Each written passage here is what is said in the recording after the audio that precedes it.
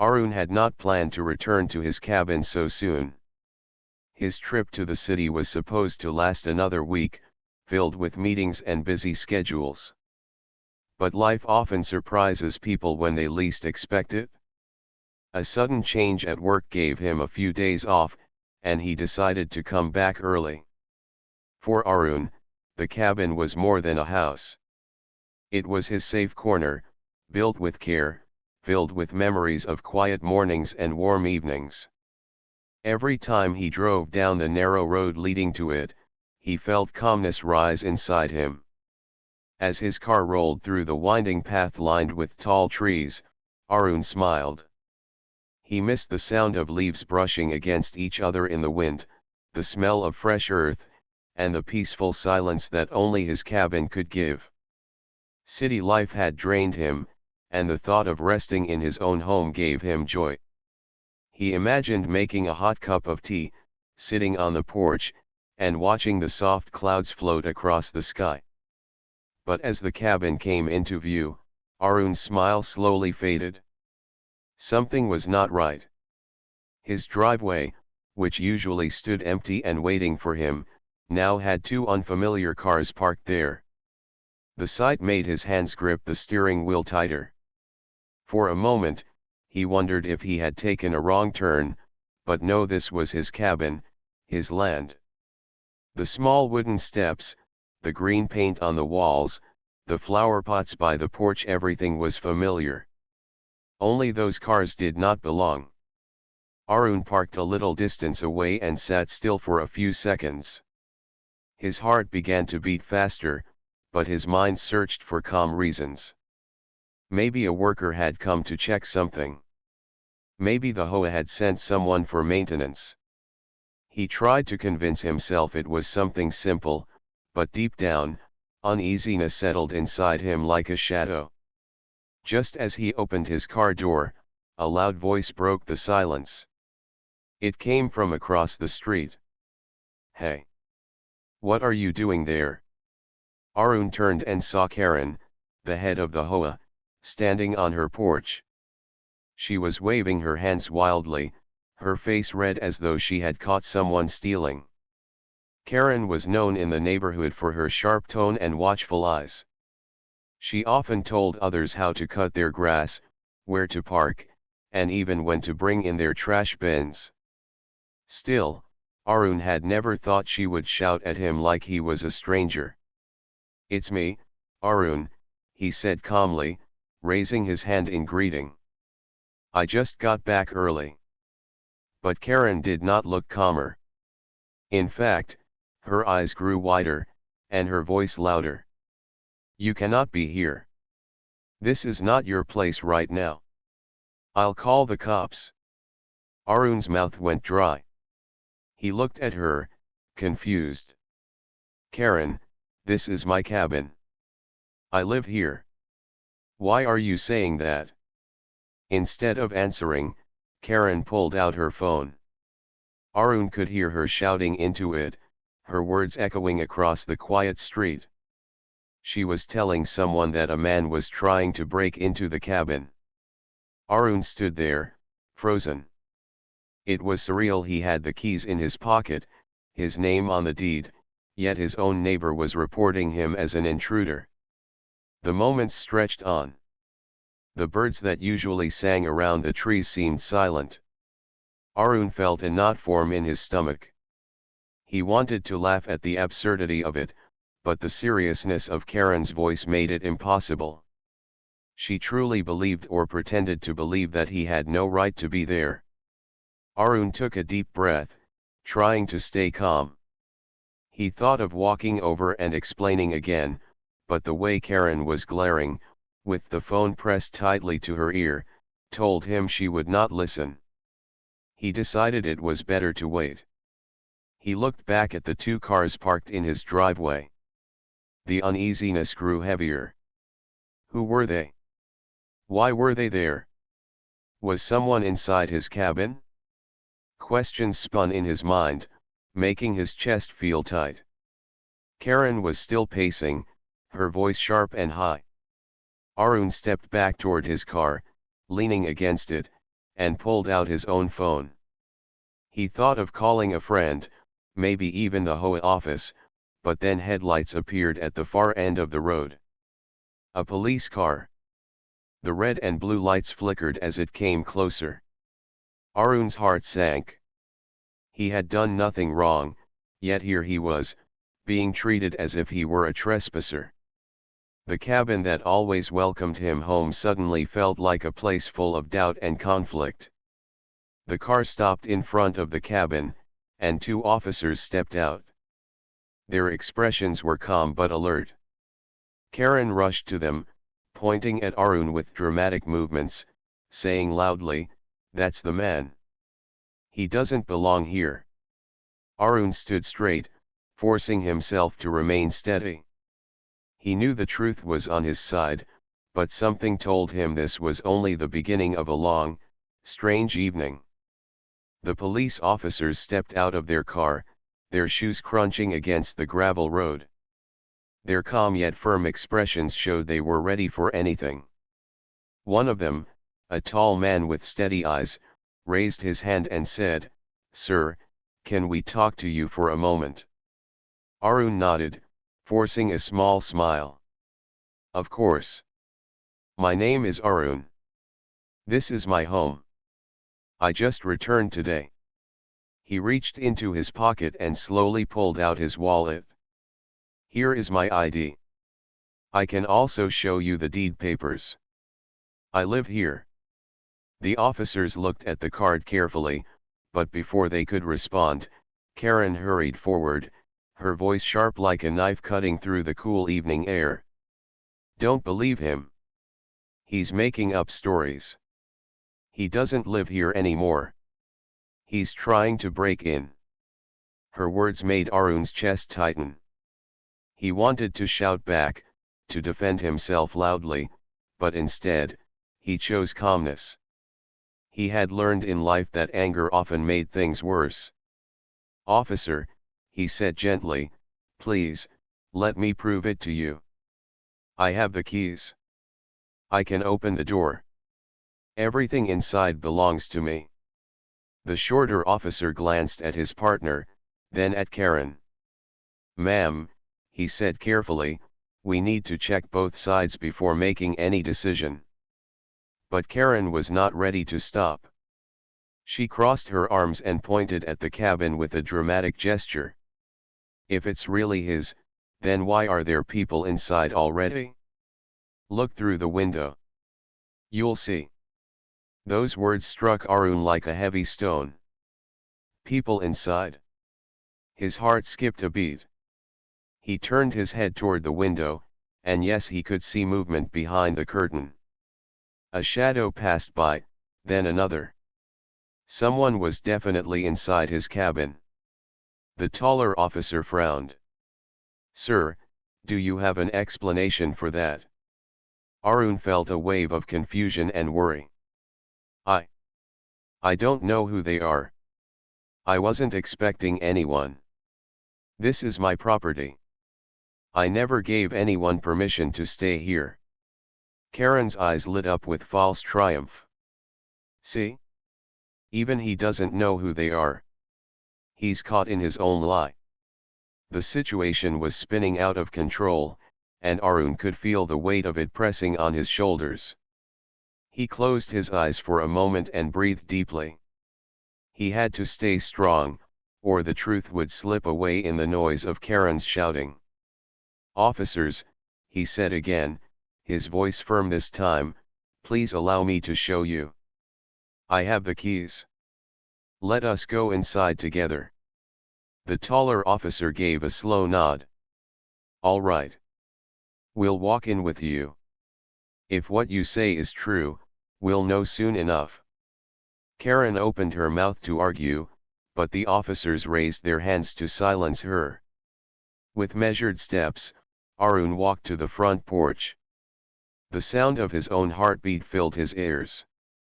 He pulled out the cabin key, the same one he had used for years, and slid it into the lock.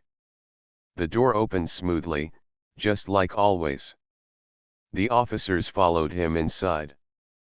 The air carried an unfamiliar smell, a mix of food and perfume that did not belong to Arun's simple home. The living room light was on, and there, sitting comfortably on the couch, were two strangers. Their suitcases lay half open on the floor. A bag of chips sat on the table beside them, as though they were in a hotel. The strangers froze when they saw Arun. Their faces turned pale. One of them, a young man, quickly stood up and stammered, hello. Can we help you? Arun's jaw tightened. This is my home. Who are you? The young man looked nervously at the officers, then back at Arun. We rented this place. That lady across the street told us it was available. She said it belonged to her family. We paid her. Arun's eyes widened. He could hardly believe what he was hearing.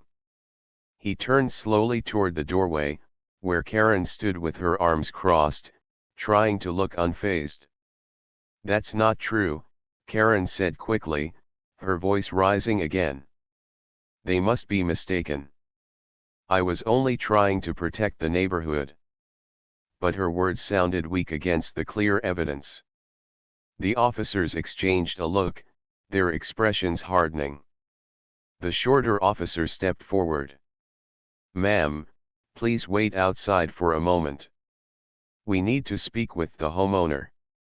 Karen's mouth opened as though she would continue, but one sharp glance from the taller officer silenced her. She walked back, muttering under her breath. Inside, Arun's hands trembled slightly, but he tried to stay steady. The truth was unfolding, piece by piece, and it was heavier than he had imagined. His neighbor, the very person meant to keep peace in the community, had turned his safe place into something else entirely. The guests looked uncomfortable. We didn't mean to cause any trouble, one of them said softly. We just paid for a place to stay. She told us it was fine. Arun closed his eyes for a moment. His cabin felt different now, like it had been invaded, changed. The warm image he had carried in his heart all through his drive was broken, replaced by a strange mix of anger, sadness, and disbelief. The officers stood quietly for a moment, as if letting the truth sink in for everyone. Then the taller one said, "Sir, we need to hear the full story. But from what we're seeing, this property belongs to you. You may want to press charges or file a complaint later. For now, let's clear this up step by step." Arun nodded slowly. His voice was quiet, but steady. Yes, step by step. I want the truth to be known. And deep down, he knew this was only the beginning of a fight he had never expected to face. The small cabin, once a place of peace, now felt crowded with tension. The air inside was thick, and Arun's heart beat heavily as he stood beside the officers. The two strangers in his living room avoided his eyes, their nervous faces showing they were as surprised as him. The suitcases on the floor, the half-empty snack bags on the table, and the unfamiliar shoes by the door made it painfully clear, they had settled in as though this place belonged to them. The taller officer broke the silence. "Sir, you said this is your property.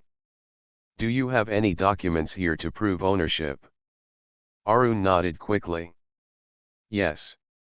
I keep a copy in the drawer of that desk." He walked to the small wooden desk by the window, pulled out a folder, and handed it over. His hands shook slightly, not out of guilt but from the fear that truth might somehow be ignored. The officer flipped through the pages, nodding slowly. "Your name is here. The deed matches the address. This confirms you are the owner." Relief washed over Arun, but it was short-lived. From outside, Karen's voice rang out again. She was pacing near the porch, speaking loudly as if she wanted the entire street to hear. "Don't let him trick you. He left this place months ago. He's making up papers. I've been managing things here for the good of the community.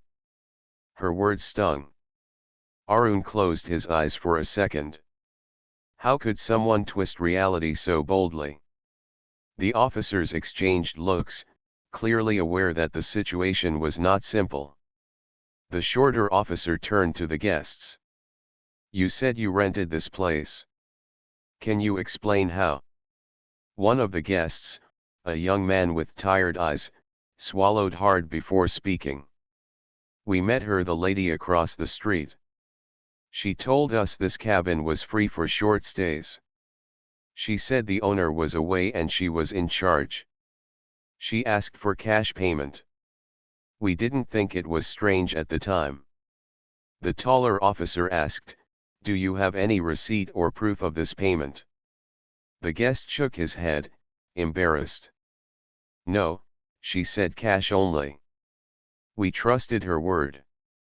Arun felt anger rising, but he pressed it down.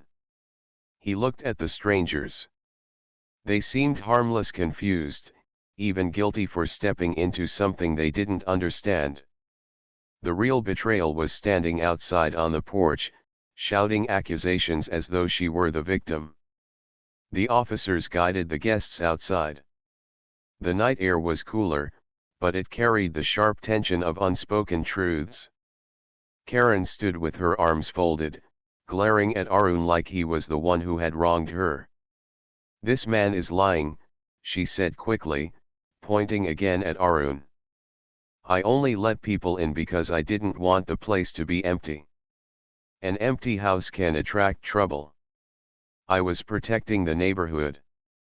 The taller officer raised his eyebrows. Ma'am, you allowed strangers to enter a home that does not belong to you. That is not protecting, it is trespassing and misrepresentation. Karen's face tightened, but she kept her chin high.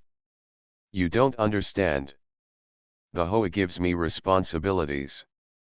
I take care of things when others leave. Arun finally spoke, his voice calm but filled with emotion. Karen, I never asked you to take care of my cabin. I never gave you permission. You turned my home into something else without even speaking to me. How can you call this protecting? For the first time, Karen's eyes flickered with uncertainty. She looked away, then quickly recovered. You weren't here. Someone had to make decisions. The shorter officer sighed and stepped forward. Ma'am, please understand. A person's property is their own. You cannot rent it, loan it, or let anyone stay there unless you have written permission. This could be considered a serious matter. The words hung in the air. Karen's lips pressed tightly together, but she didn't argue. She simply folded her arms and turned her face away. The guests, standing awkwardly nearby, looked at Arun apologetically. We're very sorry, one of them said softly. We didn't mean to cause you any harm. We'll pack our things right now.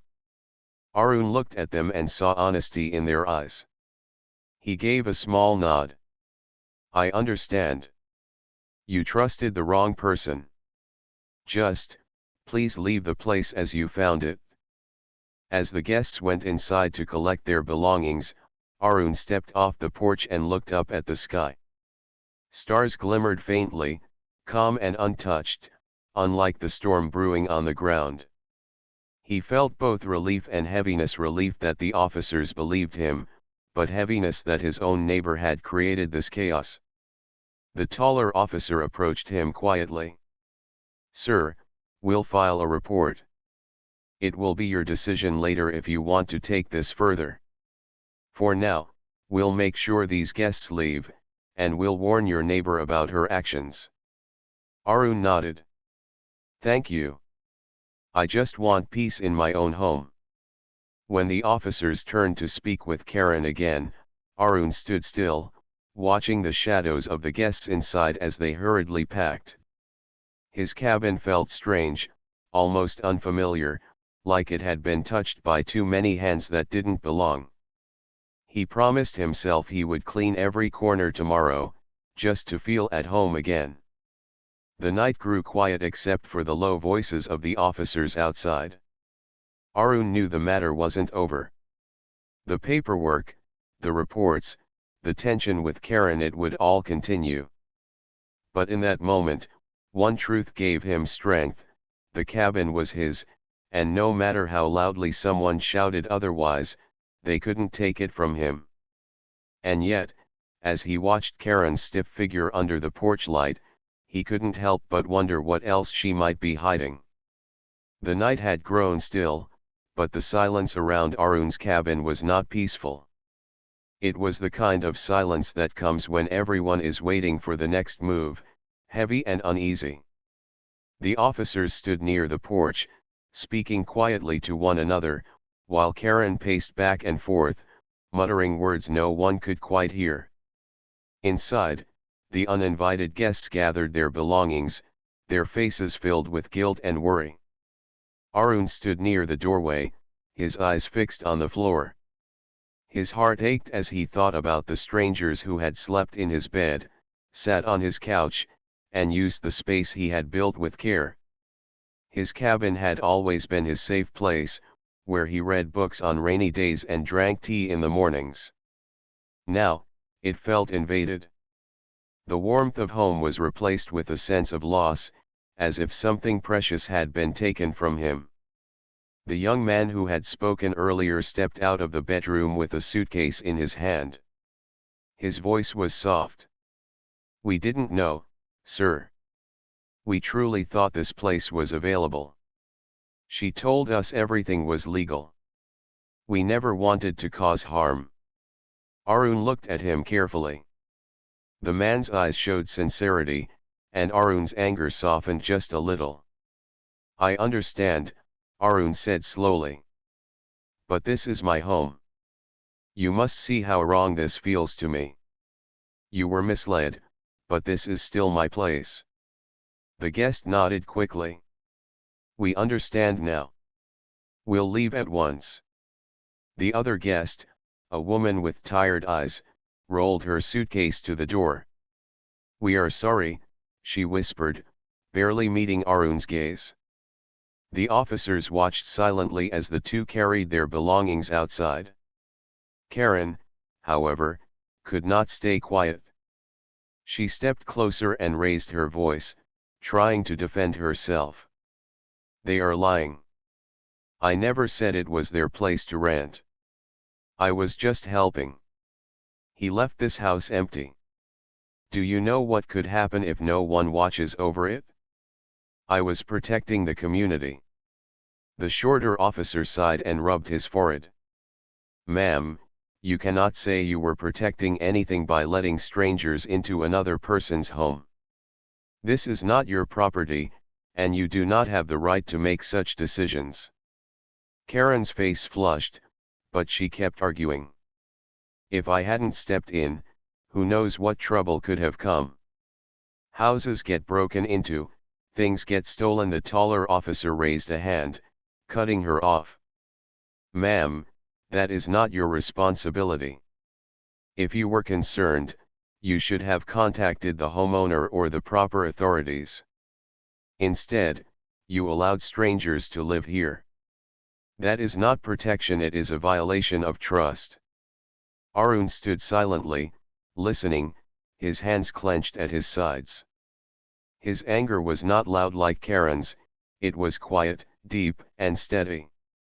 Every time he looked at her, he remembered the countless mornings he had waved to her across the street, the polite greetings they had shared, the false sense of safety he had felt knowing a neighbor watched nearby. Now he saw those greetings in a different light. They were not signs of kindness but perhaps masks hiding something else. The guests, now standing awkwardly by their car with their bags, turned once more to Arun. "We will go," the young man said. "We will never come back. Please believe us, we didn't know." Arun gave a small nod. "Safe travels. Just remember, Next time, to ask more questions before trusting someone. They looked down, ashamed, and got into their car. The engine started, and the headlights swept across the quiet street before fading into the distance. Arun watched them leave until the road was empty again. The officers then turned to Karen. "Ma'am," the taller one said firmly, "this has gone far enough. We will write a report of this incident. The homeowner has every right to file a complaint against you. For now, you must return to your home and let him have his peace." Karen opened her mouth as if to argue again, but the look on the officer's face stopped her.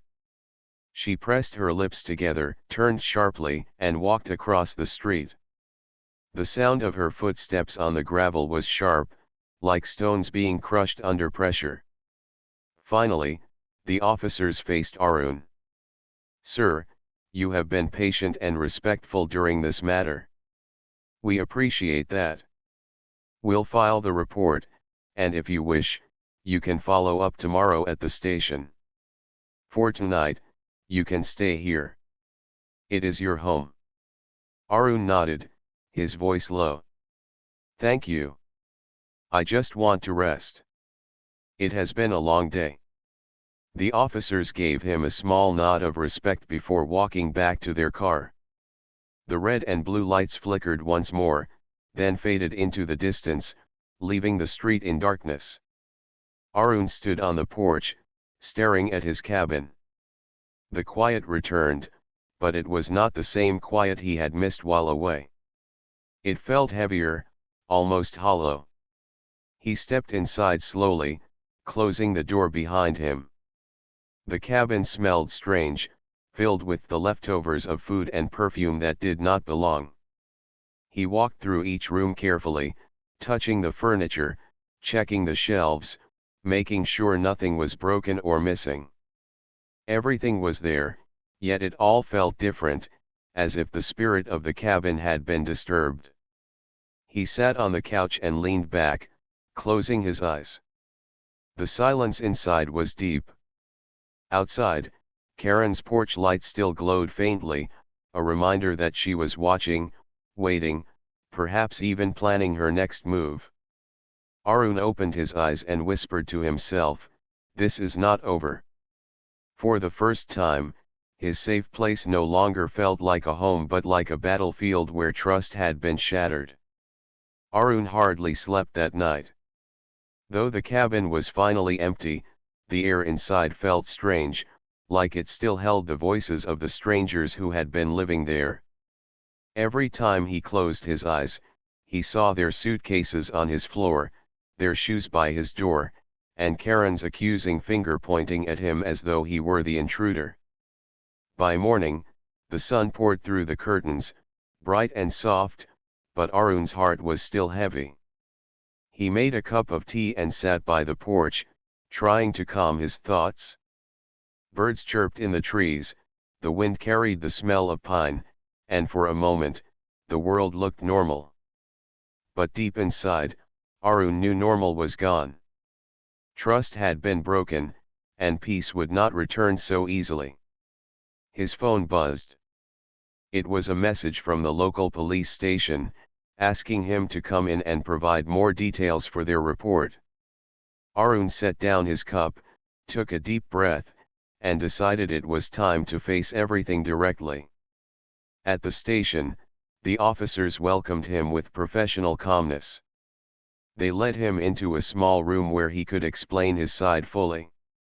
Arun laid out the timeline: his sudden return, Karen's false call to the police, the discovery of strangers inside his cabin, and the guest's admission that they had paid Karen. The shorter officer took notes while the taller one asked questions. "Did you ever give Karen permission to manage your property?" "No," Arun said firmly. "Never. This cabin is my home. I've never rented it out. I've never asked her for help." The officer nodded. The guests confirmed they gave her money in cash. They also described her words, which sounded like she presented herself as the one in charge. Arun's chest tightened. So, she turned my home into her business. The officer did not deny it. It seems she may have done this before. We have had small complaints from other neighbors, but nothing official until now. Most people never had proof. You do. The weight of those words struck Arun deeply. If Karen had done this before, it meant his cabin might not have been the first place she treated as her own. He thought of the other homes in the quiet neighborhood, the trust people placed in her as the hoe ahead, and how easily that trust could have been broken. Will there be consequences? Arun asked quietly. Yes, the taller officer said. But the next steps are up to you. You can press charges, or you can file a formal complaint through the HOA and civil court. Either way, her actions will not remain hidden now. Arun nodded, though a storm brewed inside him. Part of him wanted to let it go, to avoid conflict. But another part, the stronger part, knew this was not just about him. If he stayed silent, Karen might do the same thing again, to someone else. On his way home, Arun's thoughts swirled. The calm trees and winding road looked the same as always, but his heart was restless. He remembered the look on the guests' faces when they realized they had been tricked. They had trusted Karen's word because she carried herself with authority. And why wouldn't they? She was the HOA leader. She used her position to gain their trust.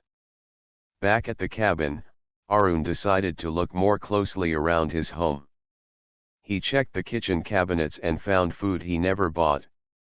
He checked the bathroom and found toiletries left behind by the strangers. He opened his bedroom closet and found it slightly rearranged, as if someone had been looking through his things. Arun's hands trembled as he closed the closet door. His safe place had been entered without care, without respect. The thought made his chest ache. He had always been careful, always trusted his neighbors, but now he realized trust could be dangerous when placed in the wrong hands. Later that evening, as he stood on the porch, he saw Karen outside her house. She was watering her plants, pretending as though nothing had happened. When her eyes met his, she gave a stiff smile, but her gaze quickly shifted away. Arun felt a deep sadness. This was not how neighbors should live, with walls of silence and broken trust. But the truth was out now, and it would not go back into the shadows. That night, Arun began writing everything down. He listed the date, the time, the names of the officers, and every detail he could remember. He collected the documents he had shown the police, took pictures of the strangers' belongings left behind, and kept everything safe. His cabin was not just a home anymore, it was evidence of betrayal. As he wrote, he realized something important: Karen's story was not about protecting the community. It was about control. She had taken advantage of her position, believing no one would question her. She thought Arun would stay away long enough that no one would ever know. But she had been wrong. Arun's early return had pulled the truth into the light. Before going to bed, Arun stood by the window, looking across at Karen's house. The lights inside were on, and her shadow moved across the curtains. She was probably restless too, worrying about what would happen next. Arun whispered to himself, "You thought you could take my home and use it as your own. But this is just the beginning. The truth will follow you now." For the first time since returning, Arun felt a quiet strength growing inside him. His cabin was his story was clear, and Karen's lies could no longer hide. The following morning, Arun woke up with a strange mixture of determination and unease. The events of the previous days had left a mark on him, and the calm he had once felt in his cabin was gone. Sitting on the porch with a cup of tea, he watched the sun climb slowly over the trees, casting golden light over the quiet neighborhood. Despite the beauty, Arun could not shake the memory of Karen's sharp voice, the strangers' nervous faces, and the violation of his home. After breakfast, Arun decided to take a walk through the small path behind his cabin. The air was crisp, and birds chirped in the distance. He needed to think clearly. Every step he took reminded him of the peace he had once felt here and the trust that had been broken. But he also realized something important: he could no longer ignore what had happened.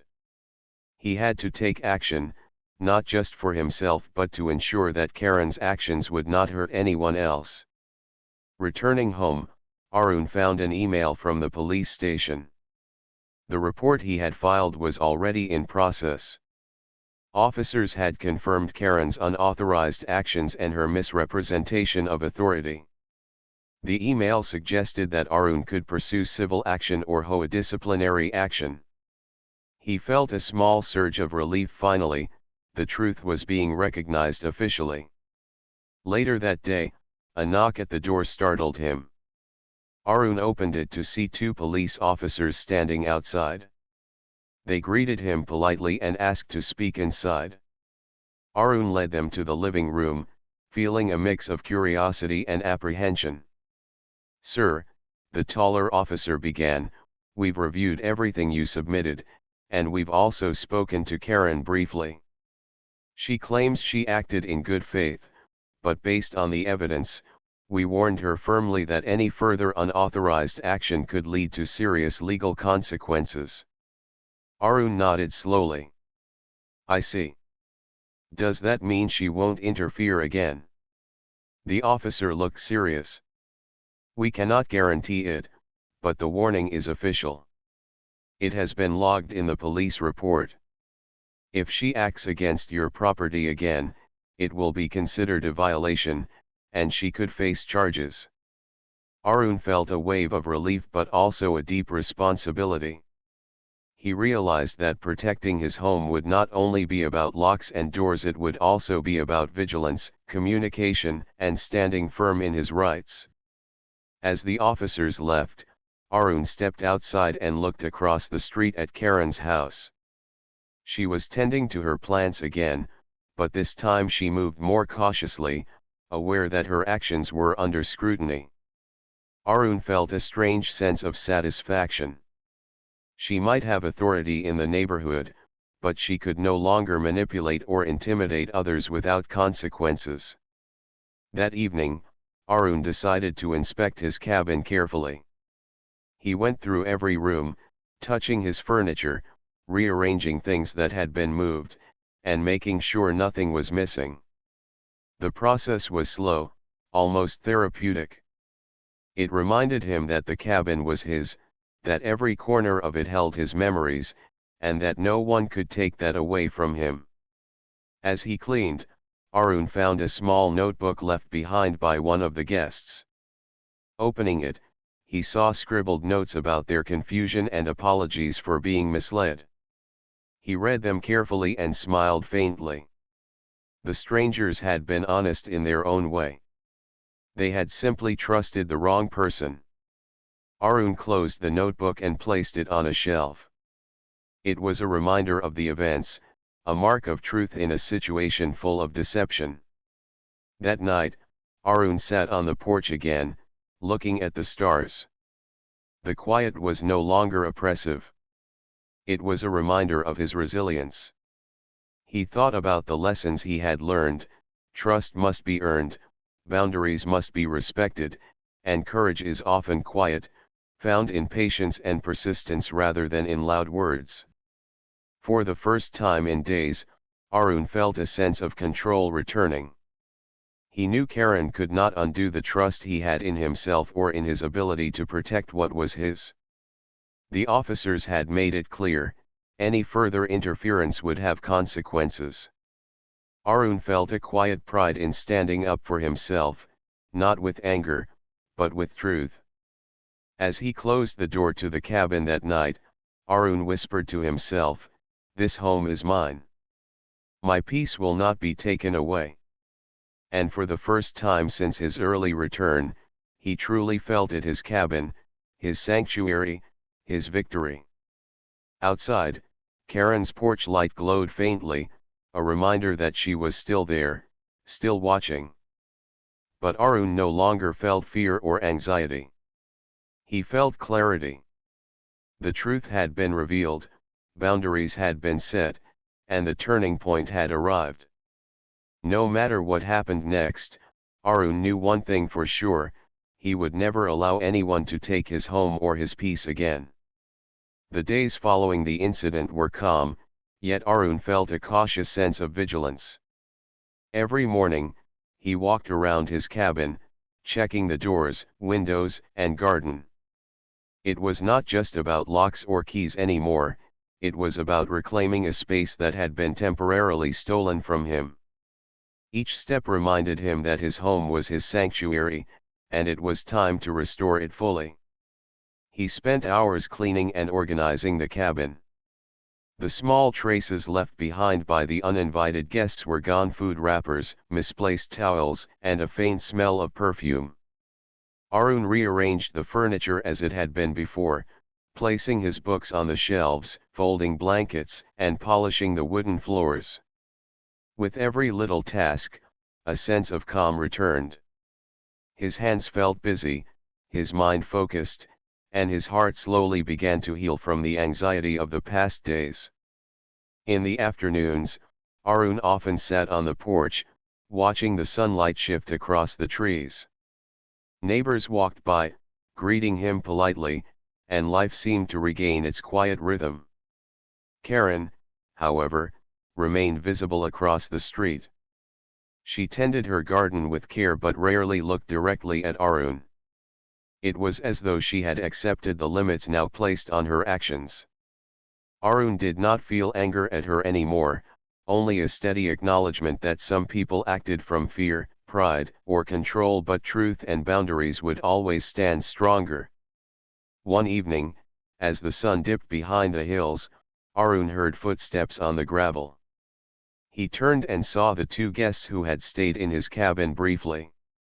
They approached hesitantly, holding a small bouquet of wildflowers. "Sir, we wanted to apologize properly," the young man said, his voice sincere. "We were misled, but we never meant any harm. Thank you for handling this calmly." Arun looked at them and smiled gently. "I understand. You trusted someone who shouldn't have been trusted. But you learned, and that is important. Take care, and remember this as a lesson, not a burden." The guests nodded and left, waving politely as they walked down the street. Arun watched them disappear into the distance. The gesture was small, but it felt like a moment of closure. He had faced the challenge without losing his peace, and he could see that others could leave the situation with respect and honesty as well. That night, Arun sat on the porch with a cup of tea, listening to the wind rustle through the trees. The stars shone brightly, undisturbed by the chaos that had unfolded below. He thought about the events: the early return, Karen's false accusations, the strangers in his cabin, and the police involvement. Everything had seemed overwhelming, unfair, and confusing. Yet, looking back, Arun realized that each challenge had taught him something vital: vigilance, patience, and the importance of standing firm in truth. He walked slowly inside and looked around his living room. Everything was back in its place, yet it felt different. Not because it had changed physically, but because Arun had changed. He had faced uncertainty, confronted deceit, and reclaimed his peace. His cabin was no longer just walls and furniture, it was proof of his resilience and determination. The next morning, Arun decided to make a small gesture for himself. He planted new flowers along the porch, a symbol of renewal and life after disruption. Each flower seemed to shine with a quiet message: this home is his, and it will continue to grow, no matter what challenges appear. Over the following weeks, Arun continued to live his life calmly but attentively. Karen still existed as a neighbor, but her influence had waned. The officer's warning had reminded her that boundaries could not be crossed without consequences. Arun never interacted with her unnecessarily, but he no longer feared her presence. He understood now that respect and vigilance were far stronger than confrontation or anger. One evening, after a long day of reading and cleaning, Arun sat on the porch, listening to the soft rustle of leaves. The cabin smelled like fresh pine and polished wood, filled with the quiet warmth of home. He closed his eyes and took a deep breath. The fear, tension, and uncertainty of the past days were finally replaced with something new, a sense of peace, quiet confidence, and ownership. For Arun, this chapter of his life ended not with loud triumphs or dramatic confrontations, but with steady assurance and calm resolution. His home was his sanctuary once more, stronger because he had faced challenges and emerged intact. Looking across the street one last time before turning inside, Arun saw Karen's porch light flick off. It was symbolic, though unintentional. The shadow of conflict had faded. The quiet that returned was not just silence, it was victory in its gentlest, most powerful form. Arun whispered softly to himself, "This is my home. My peace is mine. Nothing can take it away." He stepped inside, closing the door behind him, feeling fully at ease for the first time in days. The cabin, his sanctuary, his safe space, was finally whole again. Outside, the night was calm. Stars sparkled in the sky. Arun's cabin glowed softly under the moonlight, not as a house alone, but as a place of endurance, truth, and peace. And for the first time since he returned early, Arun slept deeply, knowing that his home and his heart were safe.